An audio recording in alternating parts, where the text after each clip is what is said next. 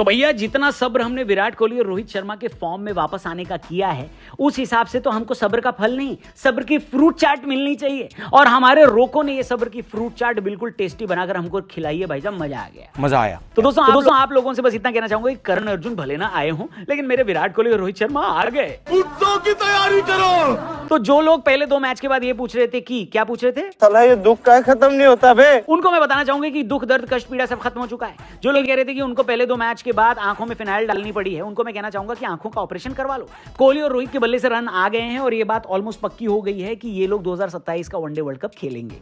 Indication तो हमें सुबह ही मिल गए थे, खासकर किंग ने जो फील्ड पर ज्यादा इन्वॉल्व नजर आ रहे थे, डांस वांस भी किया, शुभमन गिल को समझाया भी और एक बहुत बढ़िया शार्प कैच भी पकड़ी। लेकिन असल मजा तो तब आया जब रोहित और विराट बैटिंग करने आए। भाई साहब ऑस्ट्रेलिया वालों को धागा खोल दिया। 2 भाई दोनों तबाही। जैसा कि मैंने आपको बताया था, इस सीरीज में जीत हार से ज्यादा जरूरी थी ये क्लैरिटी कि रोहित और विराट का 2027 का वर्ल्ड कप क्या खेल पाएंगे। और फिलहाल इस सीरीज से हमको यही क्लैरिटी मिली है कि सीमेंट में जान हो ना हो, लेकिन इन दोनों में अभी भी जान बाकी है। एक काम करते हैं, शुरू से शुरू करते हैं। एक बार फिर शुभमन गिल टॉस हार गए। मुझे पता है इसमें शुभमन गिल कुछ नहीं कर सकते, लेकिन भाई जब कप्तान बने थे तो उन्होंने इंग्लैंड दौरे पर भी सारे टॉस हारे थे, अब ऑस्ट्रेलिया दौरे पर भी सारे टॉस हार गए। गिल ने 2 टॉस जीते, सिर्फ घर पर वेस्टइंडीज के खिलाफ, जहां पर टॉस जीतने की जरूरत भी नहीं थी। आपको एक मजेदार बात और बताता हूं। आपको पता है वनडे इंटरनेशनल में हमने आखिरी बार टॉस कब जीता था? मैं बताता हूं आपको। इंडिया ने आखिरी बार टॉस जीता था तो रोहित शर्मा और विराट कोहली इंडिया के लिए सारे फॉर्मेट खेल रहे थे। अरविंद केजरीवाल दिल्ली के सीएम थे, बीजेपी के पास केंद्र में फुल मेजोरिटी की गवर्नमेंट थी। हाँ, ये बात अलग है कि दिल्ली की एयर क्वालिटी तब भी खराब थी। मैं बात करूं 15 नवंबर 2023 की, वो था वर्ल्ड कप 2023 का सेमीफाइनल। उसके बाद हम फाइनल में भी टॉस हारे, फाइनल भी हारे और आज तक टॉस जीत ही नहीं पाए। खैर, टॉस हारने का इतना नुकसान नहीं हुआ क्योंकि फाइनली ऑस्ट्रेलिया वालों ने कहा कि हम सीरीज तो जीत ही गए, तो आप पहले बैटिंग कर लेते। अर्शदीप सिंह को बाहर किया गया था, प्रसिद्ध कृष्णा को खिलाया गया था। इस वजह से हर्षित राणा और सिराज ने गेंदबाजी की शुरुआत करी एंड फॉर अ चेंज अब की बार सिराज ने ट्रेविस हेड नाम के दैत्य को आउट तो किया। आउट हमेशा कर देते, लेकिन अब की बार डैमेज होने से पहले आउट कर दिया। ट्रेविस हेड सस्ते में गए, लेकिन ऑस्ट्रेलिया वाले बीच बीच में पार्टनरशिप बनाते जा रहे। उनके टॉप और मिडिल ऑर्डर में सबको शुरुआत मिली। इसी वजह से ऑस्ट्रेलिया वाले पहले बैटिंग करते वक्त पिछले 2 मैचों में इंडिया के कंपैरिजन में ज्यादा कंफर्टेबल दिख रहे थे। लेकिन गंभीर के हेटर्स क्या कहते थे, कौन है हर्षित राणा? आज गंभीर के फैंस पूछ रहे हैं तू कौन है बे?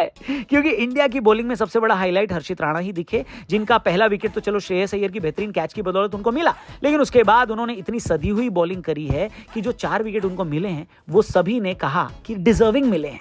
हर्षित राणा की बेस्ट चीज ये थी कि उन्होंने अटैकिंग माइंडसेट से बॉलिंग करी है। वो जानते थे कि ऑस्ट्रेलिया वाले अगर पूरे 50 ओवर खेल गए तो ये टारगेट हमारी पहुंच से दूर हो सकता है, इसीलिए उन्होंने 47वें ओवर में ही 2 विकेट लिए और ऑस्ट्रेलिया को ऑल आउट कर दिया। इंडिया को सीरीज में व्हाइट वॉश बचाने के लिए टारगेट मिला 237 का। खैर, इंडिया के सामने टारगेट बड़ा नहीं था, लेकिन ये बात याद रखिए कि सिडनी के ग्राउंड में लाइट्स के अंडर खेलते हुए चेस करना इजी नहीं था। सिडनी से याद आया, एक डर हमको ये भी था कि विराट कोहली ने अपने टेस्ट करियर का आखिरी मैच सिडनी में ही खेला था। कहीं ऐसा तो नहीं हो जाएगा कि सिडनी उनका आखिरी वनडे मैच भी बन जाएगा। लेकिन विराट और रोहित दोनों ने कहा घंटा।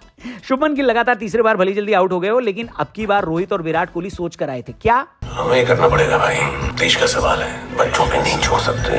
और फिर इन दोनों ने जो किया है उससे हम लोगों का पूरे महीने भर का मूड बढ़िया हो गया है। और ब्रॉडकास्टर्स यानी मैच दिखाने वाला जो चैनल है वो तो 1 साल का काम उनका सेट हो गया है। उनको अब खाली एडिट काट काट के चलाना है साल भर के लिए। दोनों भाइयों ने मिलकर ऑस्ट्रेलिया को पेला है और घसीटा है, सिडनी को सहारनपुर बना दिया भाई साहब। खासकर रोहित शर्मा तो इतने मूड में नजर आ रहे थे जैसे स्टेटमेंट देने आए हों कि भैया मैं यही हूं और मैं कहीं जाने वाला नहीं।